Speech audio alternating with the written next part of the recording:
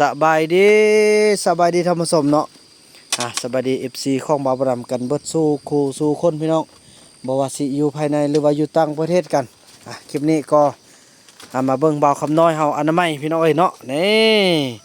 บ่าวคำน้อยผู้ที่ใช้ชีวิตโดดเดี่ยวอยู่ที่แบบว่าบ่มักความวุ่นวายพี่น้องเอ้ยอยากอยู่คนเดียวเพราะว่าผู้เกี่ยวนี่ไปอยู่นำหลายคนแล้ววุ่นวายเนาะเมาเหล้าแล้วบ่เป็นคู่เป็นคนเลยเนาะไอ้คำน้อยเนาะ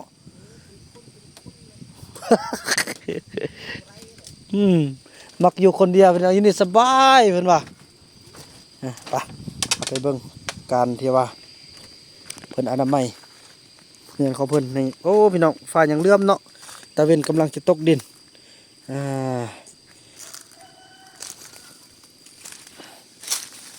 กำลังจะตกดิน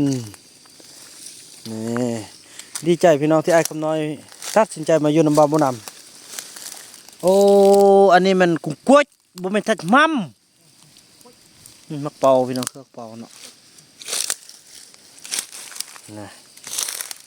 แน่วิธีจุดอาจสิบอกฟ้าลมทางนี้เนาะกับจุดทางพี่มันจึงไม่ไปฟ้าลมทางนี้ตัวไปจุดที่นี่กับมันจุดท่านแด่จุดเพิ่นอนามัยพี่น้องเนาะ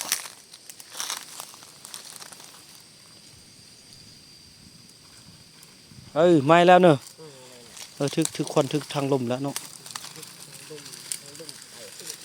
อันนี้มันไม่ยังวะอันนี้นะฮะ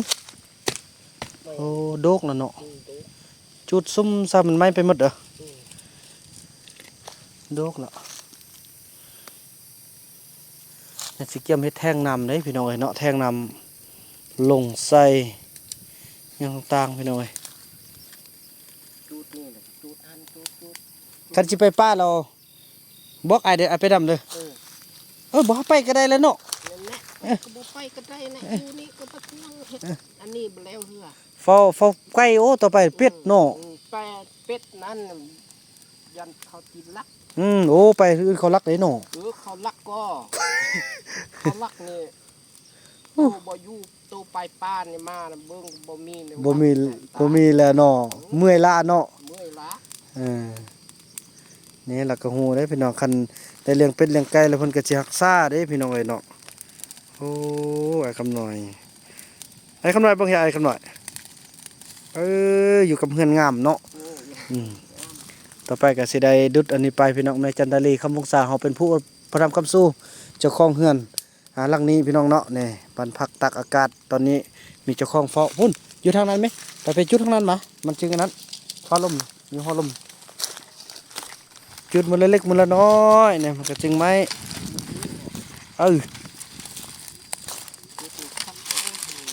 จุดมันไม้ฮันไม้อยู่บ่ไม้แล้วเนาะนี่ไม้แล้วเด้เนี่ยตัวเองอยู่แต่ละมือตัวเองก็จุดโอ้บ่ได้มันนั่นน่ะฝนตกได้เนอะเมื่อคันฟ้าลมไปทางเฮือนบ่ต้องจุดเด้ออย่ามันปิ้วไปไม้เฮือนเด้อคันมันลมมาในจึงจุดน่ะ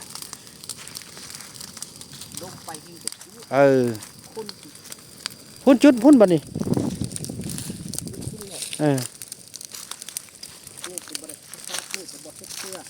มันแป้นแล้วอาจสิก้นเฮาเด้อพามาก้นเด้อย่าน้องโฮบไปใส่กล่องใหญ่ๆแม่อันนี้โฮบไปเนี่ยอันนี้คือกันเนี่ยเก็บมาโฮบใส่เยอะๆนี่แล้วก็ฟ้าลมไปในจึงจุดเด้อคันมันลมมาทางเฮือนบ่จุดเด้อมันยันไฟปิ้วไปใส่เฮือนมื้ออื่นละคนนี่เด้อคนมาใส่นั่นนี่เด้อคนมาใส่นั่นนี่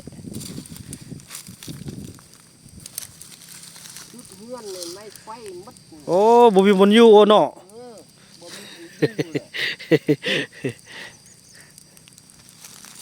โอ้บ่ได้เนาะฮอบตัวนี้มาใส่ตัวนี้เอาฮอบใส่ตัวน้อยมันก็ลายแล้วก็ไม้ละบัดนี้ต้นมื้อนี้ก็มีห้องน้ำอาบแล้วเนาะ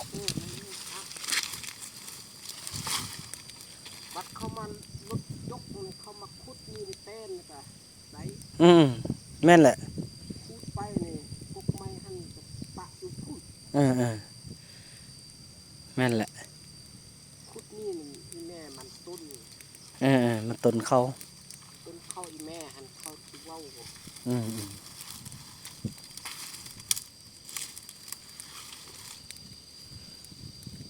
เบิ่งน้องอันนี้เนี่ยน้องคนไปปะเป็นกองยังเอาบ่หาจุดเท่าไหร่บ่ไหม้ดอกมันตัวน้อยไปกองเงี้ยๆแล้วจึงจุดเด้อโอ้อันนั้นก็โหบ่ฮีเลยเนาะบัดนั้นเนาะมันเยอะๆแล้วก็ถึงค่อยจุดเนาะบัดนั้นโอ้ดีใจมีคนมาเฝ้ากะ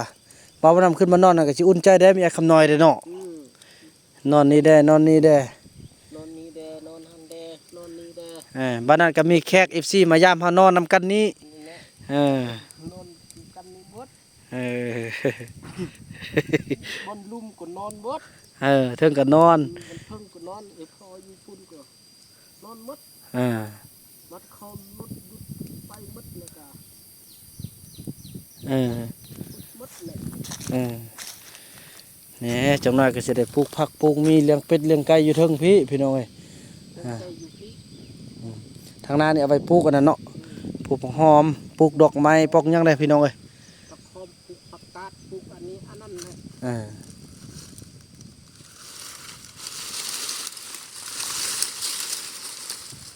มื้ออื่นเนี่ยไอ้พ่อไปชื่อเอาโทรศัพท์เด้อ โอ้อยากได้โทรศัพท์อยากได้อันบ่ อยากฟังแน่ อยากฟัง อยากฟัง แล้วเราอย่าให้พูดได้บัดนี้น่ะ เอาบ่โพดเด็กน้อยนี่เนาะ เออโอ้บังจะได้โทรหาทางพี่วีก่อนเนาะเอ้ยวีก่อนโทรศัพท์ที่ยึดจากไอ้ส่งนี่มาให้อายเรานี่แหละก็แล้วพอเราได้ดูมันเด้เออ เอาอันคือสำหัน เออ โอเคได้มื้ออื่นแล้ว บังจะโทรหาไอ้วีก่อนเด้อ รู้จักฟังจนแน่นอนคนเดียวก็บ่มีเพลง โอ้ จิมิมชื่อ เนอนคนเดียวบนเพลงมิจิลี่ซื่อ เพลงก็บ่ลุ่มพุ่งบัด ๆโอเคเด้อมันเว้าเรื่องซากเด้นี่น่ะเนาะเรื่องซากไฟเด้นี่น่ะเออเรื่องซากไฟนี่ก็สิได้โอ้ มันเพลงนำอันนี้อันนั้นแน่ เออ เราเฮ็ดนี่แล้วหมดแล้วก็เอาดีไงมาปะไว้นี่ อ๋อ เอาดีคืออันน้อง อีติก อีติ๊กหัน ซีดีนะ อืม เออ คืออีติ๊กหันเนี่ยนั่งทาหน้าก่อน เออ ทาหน้าแล้วก็ยังค่อยเอา เออ นี่เอาชิดดีขายเป็ดเอาชิดดี อืม แล้วผักกาดนี่เอาโทรศัพท์ โอ้โหสุดยอดพี่น้องเอ้ยสุดยอดขอบใจน้องเอ้ยได้จิตว่าไอวี่ลองหาเพิ่นอันคันเพิ่นอันอนุญาตแบ่งโทรศัพท์ไอ้ก็สิซื้อให้เด้อ แกจนเลย เดี๋ยวละน้องเอ้ย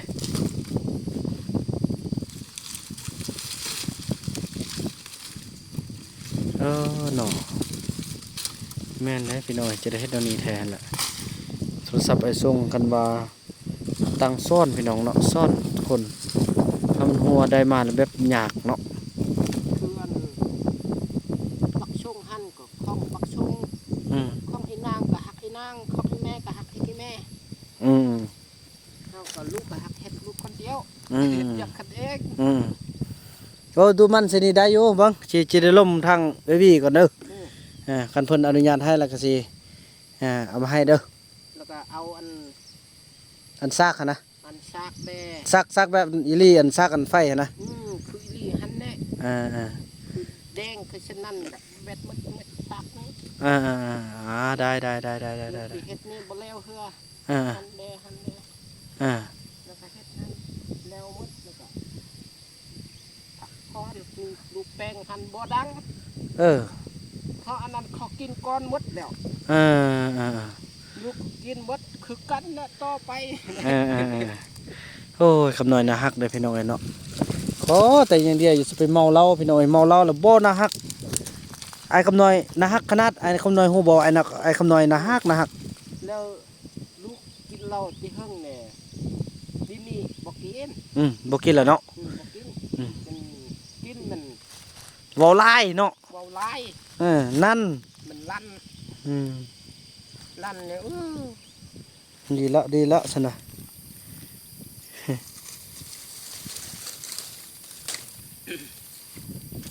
แล้วมืดแล้วก็เอารถ อืม รถจกแด มื้อนี่เราจกมือวันศุกร์เพิ่นว่าสิมา วันชุกวันชุกเขาผมขุดนี้ มื้อนี่แหละมันมื้อกับมื้อ มือเขาเฮ็ดมือ13 ปี บอกเขาสิโยไปหุ่นมื้อ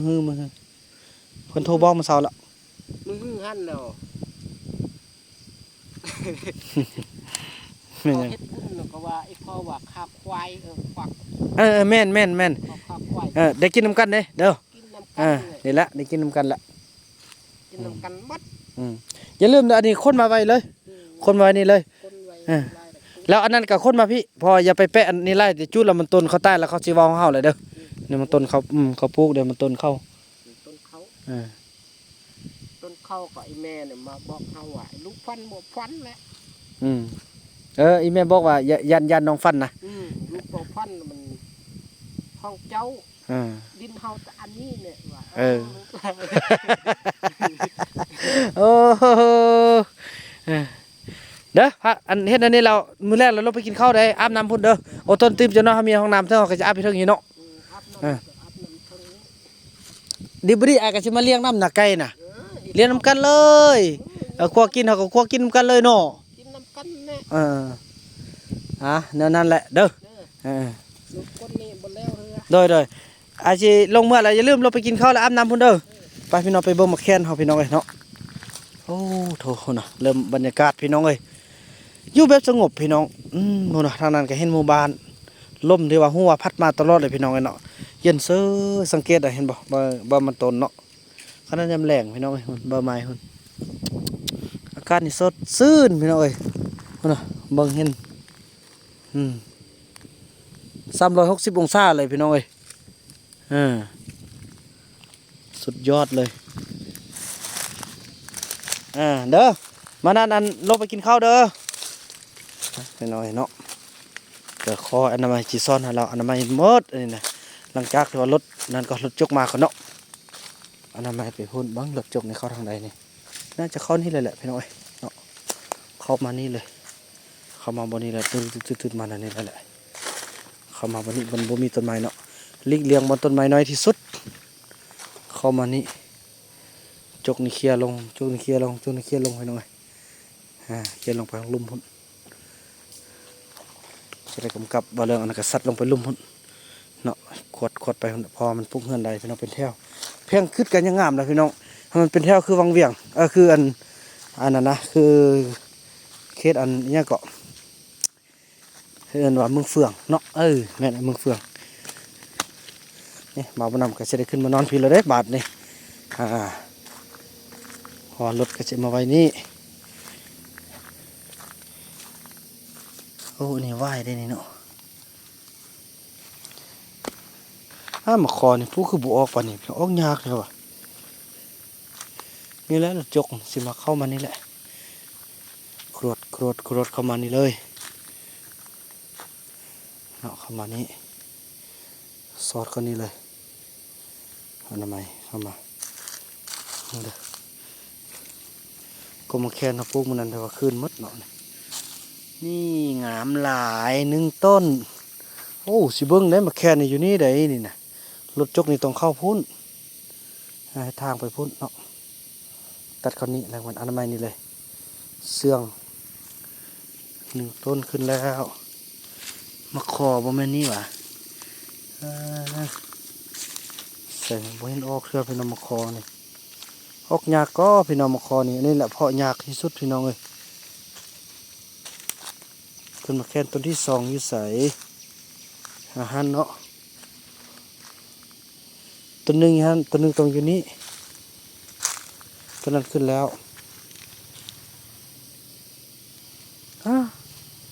เพราะว่าสีห่างปานนี้โอ้บอกหันแม่ละต้นนั้นต้นนี้แม่ละต้นนี้โอเคขึ้นอยู่ต้นที่1ต้นที่2ต้นที่3ยืนนาทีประมาณแค่นี้เลยแหละนี่เนาะที่3นี่ขึ้นเนาะพอดีพุ่งมันก็พอดีฝนตกได้พี่น้องเลย ต้นต่อมาพอต้นมะแคนเป็นต้นห้างบางท่านเนาะอยากรู้ว่าต้นมะแคนเป็นต้นแบบใดพี่น้องเอ้ยเนาะมะแคนนี้เป็นต้นไม้ที่เป็นอ่าเป็นมากน่าจะไปประเภทแบบสมุนไพรแบบอันเครื่องเทศนะแบบมะพริกไทยแหละพี่น้องเอ้ยเนาะเฮาก็ไปใส่อาหารแบบนั้นนั่นแหละนี่ตัวนี้ก็คือเนาะเฮาไปใส่อาหารใส่ประเภทอ้อพี่น้องเอ้ยเนาะประเภทอ้อประเภทแกงอันนี้เป็นก้นระบอใส่เพราะมันหม้อพด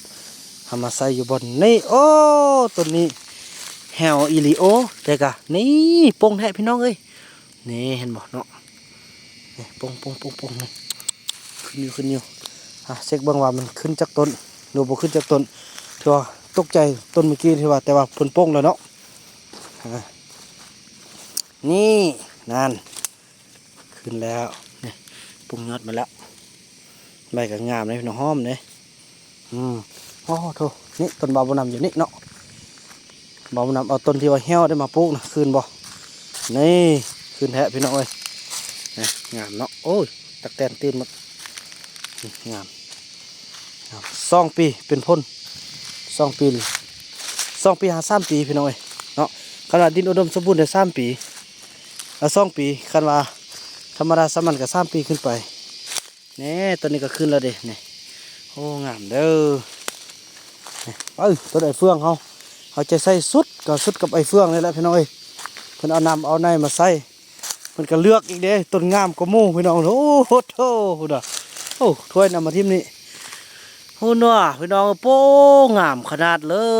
ยต้นมะเฟืองต้นอันมะแคนไอ้เฟืองเนาะนี่เนาะขี่เลื่อยมาใส่อีกพี่น้องเอ้ยสุดเลยความงาม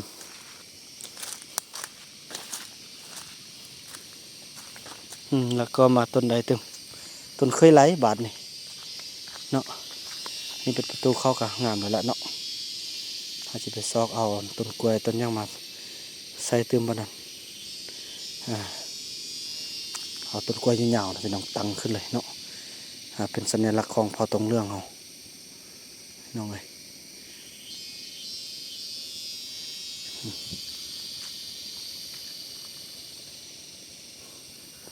นี่ของเคยไหลขึ้นเนาะต่อไปอันนี้ของไอคูนบ่ของไอคูนกับของไอส่งบ่ไอส่งมันตัวใดนั่นแหละนี่โอ้ไอคูนนี่ยักแฮวแต่มันกระโบเป็นอย่างพี่น้อยเนาะแต่สิปงแน่นอนเนาะปงแน่นอนนั่นบ่ใบกระโบตายเด้ต่อมาของไอส่งตัวนั้นเนาะอันนี้ของไอคูนเฮานี่ของไอคูนเฮาตัวนี้นี่โอ้ขึ้นอยู่พี่น้องไอ้เนาะแต่ละต้นก็โอเคอยู่นี่แต่ละสำนี้นะฝั่งนั้นมันของสาวนกซ้อนซ่องเลยของสาวนกก็ได้นี่ของสาวนกโอ้นี่งามอยู่เนาะตั้งตัวได้อยู่สุดยอดพี่น้องเอ้ยก็ดีใจเนาะที่ว่าทุกอย่างก็โอเคแบบนี้แหละพี่น้องต้นไม้ใหญ่ปีนี้ก็ได้ออกได้คันบ่ออกยันมันสิหักทับห่อทับเหือนพี่น้องเอ้ยก็จะเป็นต้องได้เอาลงเนาะโอ้เห็นบ่เครือเข้านี่ขึ้นมาสูงเทิงตุนแล้วไปตัดก่อนต้นมันอยู่ไส้นี่เครือมันขึ้นไหวขนาดพี่น้องนั่นนี่แหละต้นไม้บ่เติบโตอย่างต้นนี้นี่แหละแบบนี้เลยพี่น้องเอ้ย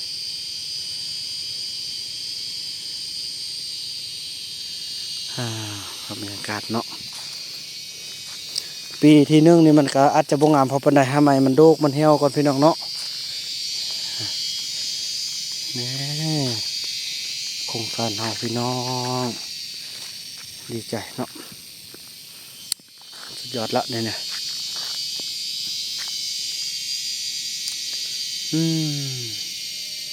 บ่มีคำสิเว้าแล้วพี่น้องดีใจหลายดีใจที่สุดเลยอันนี้ก็เป็นบอลที่แม่เจียวอนเขาได้พี่น้องเอ้ยเพิ่นส่งเงินมาจ้างเด็กจ้างคนงานจ้างเด็กน้อยเผาตรงเรื่องเขานี่แหละทางเมื่อ1 ปีที่แล้วนะพี่น้องเนาะก็ถือว่ามา เป็นบอนจอดรถนะบอนจอดรถจอดล่างพี่น้องเลยเนาะจังซี่แหละถือว่าจังสั้นเนาะพี่น้องเนาะถือว่าคลิปนี้บ่าวนำก็จะขออนุญาตจบคลิปกันเพียงสำนี้ก่อนพี่น้องเลยแล้วก็พบกันใหม่ในคลิปต่อไปเนาะคลิปนี้บ่าวนำขอกล่าวคำว่าสบายดี